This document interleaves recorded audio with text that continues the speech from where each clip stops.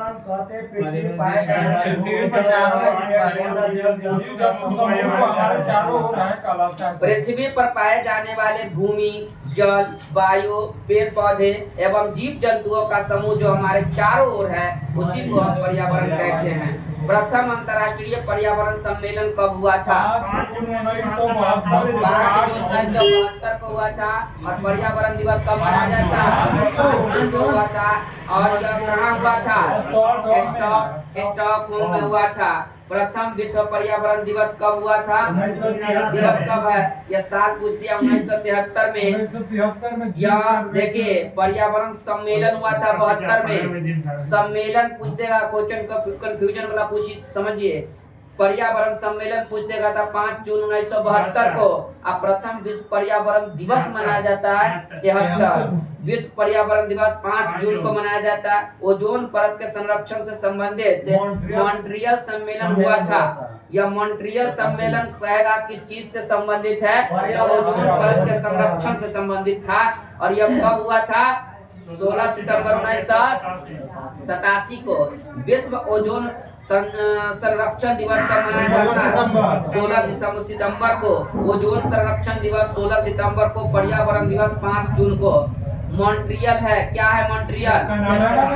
यह कनाडा का एक शहर का नाम है। ओजोन की मात्रा में कमी का मुख्य कारण क्या है? फ्लोरोकार्बन CFC इसको बोलते हैं। ओजोन परत को नष्ट कौन कर रहा है?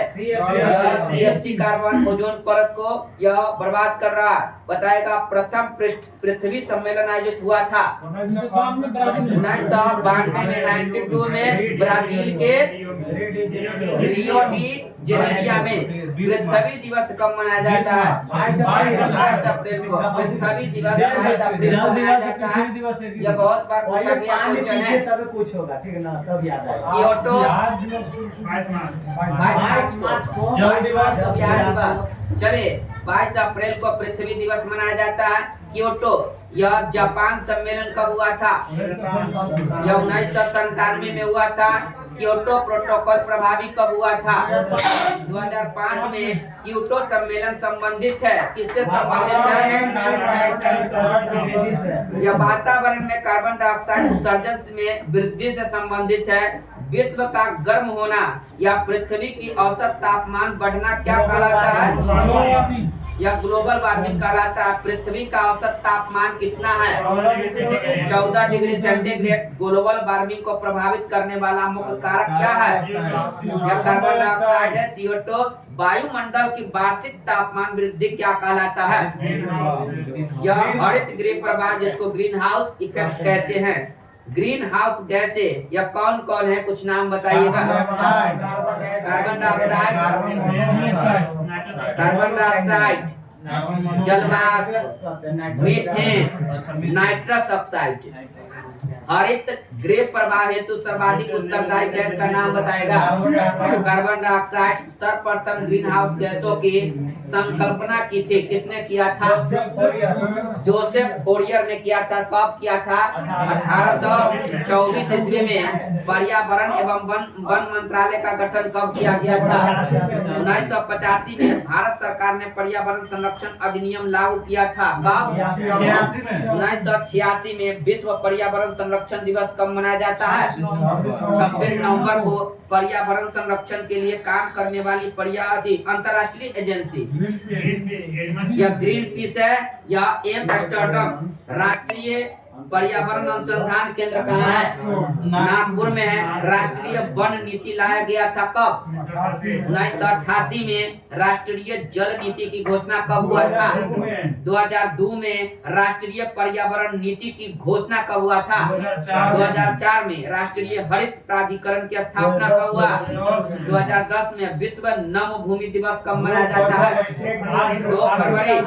विश्व वन दिवस 21 मार्च को। विश्व जल दिवस 22 मार्च को जल दिवस और बिहार दिवस। जैव विविधता दिवस 22 मई को।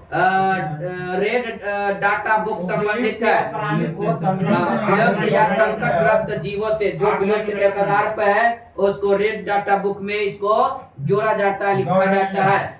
8 मई को मनाया जाता है। हाल ही में राजगीर का थे हॉकी सब रेड डाटा बुक हर जगह चलिए वो रेड क्रॉस का अलग है। जीवधारियों तथा उनके वातावरण के पारस्परिक संबंधों का अध्ययन किया जाता है, वो क्या कहलाता है?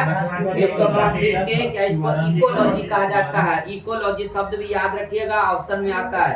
जैसे इकोलॉजी शब्द का प्रथम प्रयोग किसने किया था? रिटर ने किया था। कब किया था? 1865 में किया था। अर्नेस्ट हैकल ने किया था 1979 में, 1969 में, 1869 में। और अर्नेस्ट हैकल ने 1869 में किया था। सर्वाधिक अस्थायी परिस्थितिकी है, महासागर है। रचना एवं कार्य की दृष्टि से विभिन्न जीवों और वातावरण की मिलीजुली इकाई कहलाता है। यह पारिस्थितिकी तंत्र इकोसिस्टम कहलाता है। बताएगा पारिस्थितिकी तंत्र या पारितंत्र शब्द का सर्वप्रथम प्रयोग किसने किया था? एजी टॉन्सले ने किया था। कब किया था? 1935 में किया था। पारितंत्र में ऊर्जा का स्रोत क्या है? सूर्य का प्रकाश। यह सूर्य का प्रकाश है। पर्यावरण की कार्यात्मक इकाई बताएगा परितंत्र है। पारिस्थितिकी तंत्र दो घटकों का बना होता है। कौन कौन? जैविक घटक एवं अजैविक घटक होता है। जैविक घटक को 3 भागों में विभक्त किया गया है। कौन कौन से भागों में जैविक घटक को विभक्त किया गया है? उत्पाद, उपभोक्ता, अपघटक। उत्पाद द्वारा उत्पत्ति खाद्य पदार्थों का प्रयोग करने वाला घटक कहलाता है उपभोक्ता कहलाता है। उपभोक्ता 3 प्रकार के होते हैं। कौन कौन? प्राथमिक उपभोक्ता, द्वितीय उपभोक्ता और तृतीय उपभोक्ता। वे जीव जो हरे पौधे को खाते हैं वो क्या कहलाते हैं? प्राथमिक उपभोक्ता कहलाते हैं। जैसे में बकरी हो गया, गाय, भैंस। प्राथमिक उपभोक्ता में भोजन के रूप में प्रयुक्त करने वाले जीव क्या कहलाते हैं? द्वितीय उपभोक्ता। जैसे में भेड़िया, लोमड़ी, ये सबको खा जाता है। द्वितीय उपभोक्ता को भोजन के रूप में इस्तेमाल करने वाला जीव क्या कहलाता है?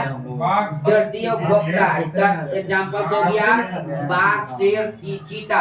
अजैविक घटक को 2 भागों में विभक्त किया गया है। क्या मतलब बकरी हम लोग बकरी के खाते ना हम लोग, तो हो गया द्वितीय। बकरी घास खाती है तो हो गया पहला। बकरी का हम लोग के सेब ना खा जाएगा। चलिए एकदम ठेठ हिंदी में आई। यह अजैविक घटक को 2 भागों में विभक्त किया गया। कार्बनिक एवं अकार्बनिक। कार्बनिक जैविक घटक यह कार्बोहाइड्रेट, प्रोटीन एवं वसा है। और अकार्बनिक जैविक कौन कौन है? मृदा हो गया, जल हो गया, वायु हो गया, खनिज हो गया। अपघटक होते हैं कवक एवं जीवाणु। सफाई कर्मचारी कहलाते हैं। अपघटक बताएगा एक जीव द्वारा दूसरे को खाए जाने पर पोषण तत्वों में ऊर्जा का रूपांतरण क्या कहलाता है? खाद्य श्रृंखला बनती है। उत्पादों, उपभोक्ता एवं अपघटकों से मिलकर के खाद्य श्रृंखला में प्राथमिक एवं द्वितीय उपभोक्ता मानव है। किसी पारितंत्र के विभिन्न ऊर्जा स्तरों की कार्यात्मक भूमिका की तुलना करने हेतु प्रदर्शन किया जाता है। ऊर्जा पिरामिड सदैव होता है, सीधा होता है। सर्वाधिक जैव विविधता पाई जाती है उष्णकटिबंधीय वर्षा वन में। पारिस्थितिकी विज्ञान केंद्र है बेंगलुरु में। वायु, जल या भूमि में अनचाहे परिवर्तन को मनुष्य एवं जीवधारियों के लिए हानिकारक हो कहलाता है। यह प्रदूषण कहलाता है। मानव जनित पर्यावरण दूषित कहलाता है। मानव जनित पर्यावरण प्रदूषित कहलाता है। एंथ्रोपोजेनिक पर जैविक जिसको कहते हैं जैव विघटित प्रदूषक है। यह वाहित मल है। जैव विघटित प्रदूषक वाहित मल। वायु प्रदूषक सीसा से प्रभावित अंग उदर है।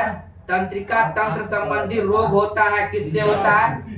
सीसा से होता है। एस्बेस्टोस धूल से प्रभावित अंग फेफड़ा है। पारा प्रभावित करता है किसको? मस्तिष्क को। वायु प्रदूषक कार्बन मोनोऑक्साइड प्रभावित करता है। रक्त धाराओं को भूमिगत जल को दूषित करने वाले अजैविक प्रदूषक है। आर्सेनिक है। जल प्रदूषण को मापने के हेतु जांच की जाती है।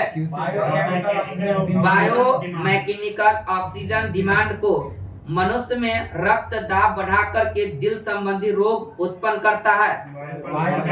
वायु प्रदूषक कैडमियम ब्राउन एयर शब्द का प्रयोग किया जाता है। प्रकाश रासायनिक धुआं के लिए पीएम तथा एसपीएम संबंधित है। प्रदूषण से पीएम का तात्पर्य बताएगा पार्टिकुलेट मैटर। एसपीएम का full form suspended particulate matter. वायु प्रदूषण है carbon monoxide, sulphur dioxide, hydrosulphide. 3 दिसंबर 1984 को भोपाल के यूनियन कार्बाइड फैक्ट्री में किस गैस का रिसाव हुआ था? मिथाइल आइसोसाइनेट का। बताएगा मिनी माता रोग होता है। यह पारा युक्त जल के कारण मिनी माता हो जाता है। मिनी माता रोग सबसे पहले हुआ था किस देश में? जापान में। नदियों में जल प्रदूषण की माप की जाती है। किससे? ऑक्सीजन की घुली हुई मात्रा से। सिगरेट के धुएं का मुख्य प्रदूषक बताइएगा कार्बन मोनोऑक्साइड एवं बेंजीन होता है। केंद्रीय प्रदूषण नियंत्रण बोर्ड कहाँ स्थित है? दिल्ली में। जल संरक्षण एवं प्रदूषण नियंत्रण अधिनियम बना 1974 में। वाहनों से निकलने वाले धुआं में पाया जाता है कार्बन मोनोऑक्साइड एवं सीसा। कारखानों से निकलने वाली धुआं में मुख्य रूप से पाया जाता है कार्बन डाइऑक्साइड। अम्ल वर्षा मिश्रण है किसका? सल्फर डाइऑक्साइड एवं नाइट्रेट ऑक्साइड का अम्ल वर्षा के रूप में पृथ्वी पर गिरता है। सल्फ्यूरिक अम्ल तथा नाइट्रिक अम्ल DDT। यह क्या होता है? अजैव अपघटनीय प्रदूषक साकर मल से निर्मित ऐतिहासिक इमारतों को हानि पहुंचाता है। सल्फर डाइऑक्साइड ग्रीन मफलर संबंधित है। ध्वनि प्रदूषण से चावल के खेतों में निकलने वाला प्रदूषक क्या है? मीथेन है। चलिए